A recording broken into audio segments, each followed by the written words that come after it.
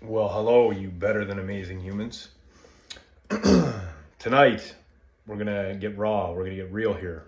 We're going to get vulnerable. I want to share something with you. I was in a room of colleagues once. We were having a discussion on leadership. The man that was orchestrating the room said, "What is the most important quality of a leader?" And somebody said knowledge, and somebody said education. And then somebody said experience. And he said, "Oh, why do you think experience?" And as the room fell silent for a second, I chimed up and said, "She's right. And I'll tell you why she's right. You may not know this, but I'm coming up to 7 years clean and sober. Almost 7 years ago, I was addicted to cocaine. I had a half a year run as an addict. On December 6th, 2016, at 13:49 MST, 1:49 p.m., I said never again for the last time. I don't know where the watch is. I set my watch probably 50 times saying never again.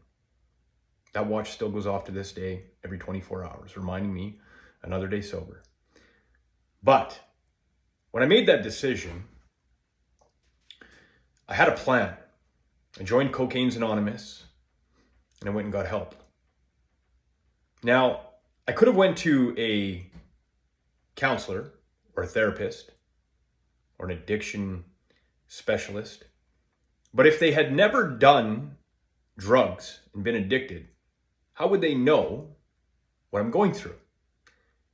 How would they have experienced the feelings of addiction and been able to help me? So I went to Cocaine's Anonymous, and as I got into that room, I seen many people in there, and some a lot further down the road of addiction than I was. Some a lot further down the road of sobriety who had went a lot further down the road of addiction. Stories of people being lost for years, living under bridges, being raped, witnessing murders, been thrown in jail, kicked out of multiple homeless shelters. In that moment, it brought perspective into the room. And I thought, Chad, you really don't have it that bad. What are you thinking? You are so close to the door right now, you can make a dash for it. And so I did. And as I got out of that room, I surrounded myself with other friends who were clean and sober.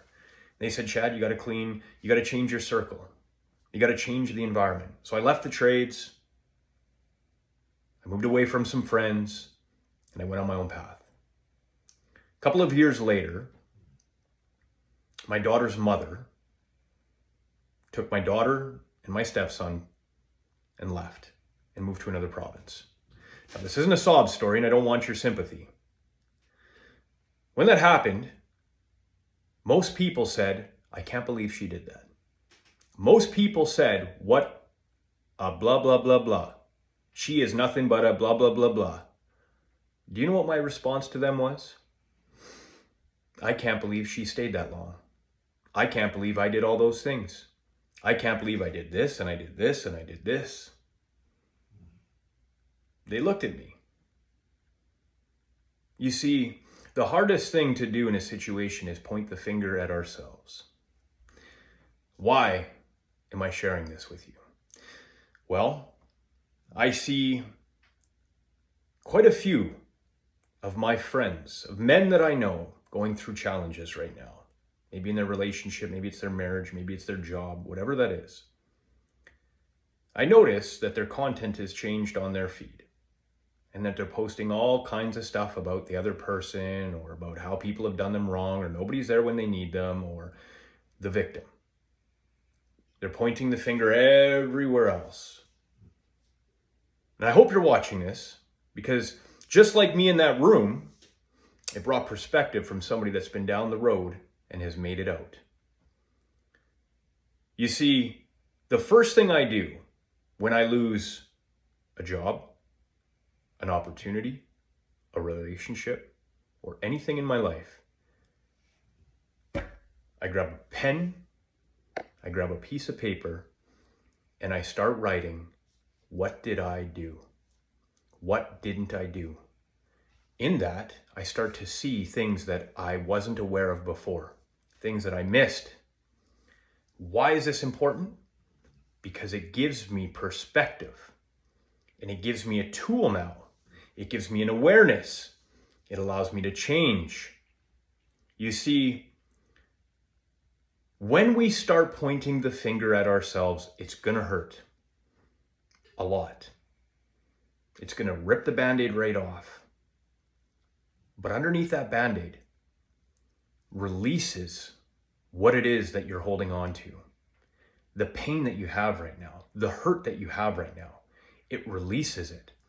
It makes room inside of you so that you can fill it up with great things, with better things.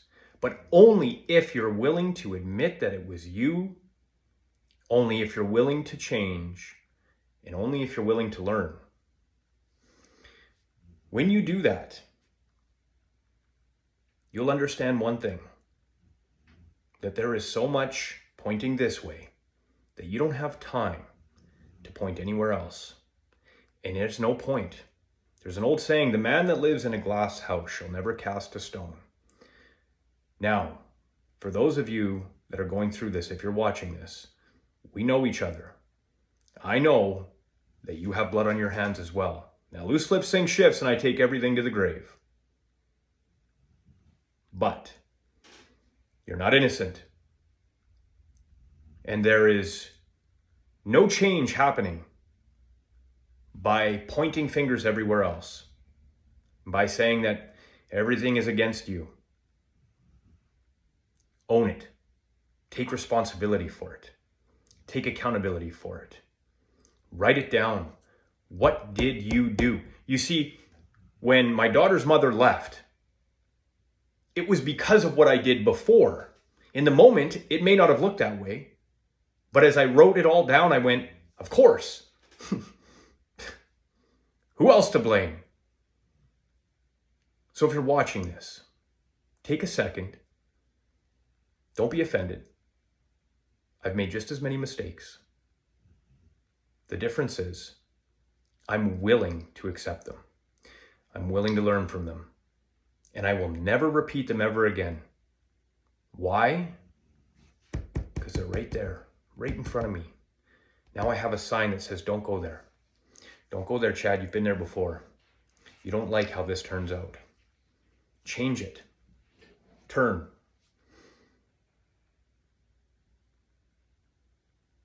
You will be so fulfilled with joy, abundance, with growth, with gratitude. You will attract things into your life that you've never seen before. You will find new and amazing relationships, circles of friends, opportunities, but only if you're willing to learn. I know it hurts.